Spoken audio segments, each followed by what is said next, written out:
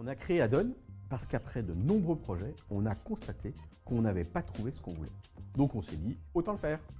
On voulait un cabinet de conseil fait par des seniors qui apportait une vraie valeur ajoutée et qui avait un côté rond, un côté jovial. Je me rappelle, on avait même dit qu'on aimerait y prendre notre retraite.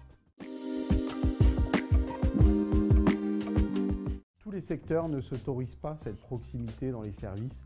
Le luxe le fait. Ils sont beaucoup plus ouverts à entendre des propositions de valeur contrairement à d'autres industries qui incluent cette proximité. Et si on se projette dans les années 2000, je parle un petit peu comme un vieux là, mais le luxe partait de beaucoup plus loin sur tous les sujets IT, digitaux. Et quand on part de plus loin, l'avantage c'est qu'il y a beaucoup de choses à faire.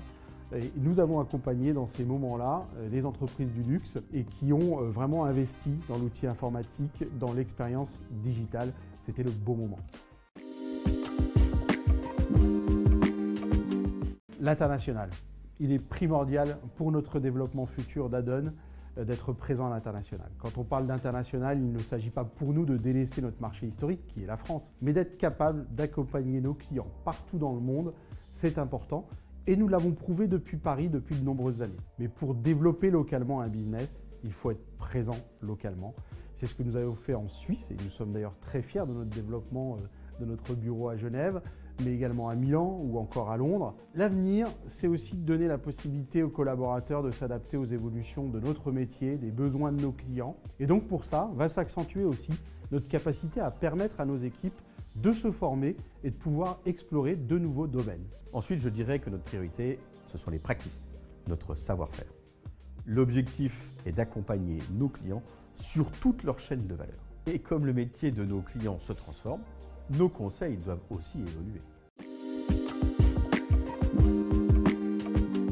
Une chose qui fait partie intégrante de notre culture, c'est l'investissement interne. Nous avons souhaité, dès la création du cabinet, proposer à l'ensemble de nos collaborateurs, quelle que soit leur seniorité, quel que soit leur rôle dans l'entreprise ou leur ancienneté, de pouvoir s'impliquer dans la vie interne du cabinet Adone Conseil et dans son développement. Que ce soit sur des sujets liés au bien-être, à l'expertise ou à la formation, je pense que ça crée un engagement qui se ressent auprès des équipes, mais aussi des clients.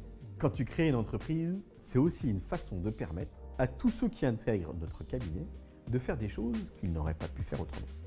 On a donc créé des programmes internes dans lesquels les Adoniens peuvent s'investir pour permettre à toutes celles et ceux qui le souhaitent de promouvoir cet aspect-là. Que ce soit dans le sport, l'art ou bien d'autres domaines.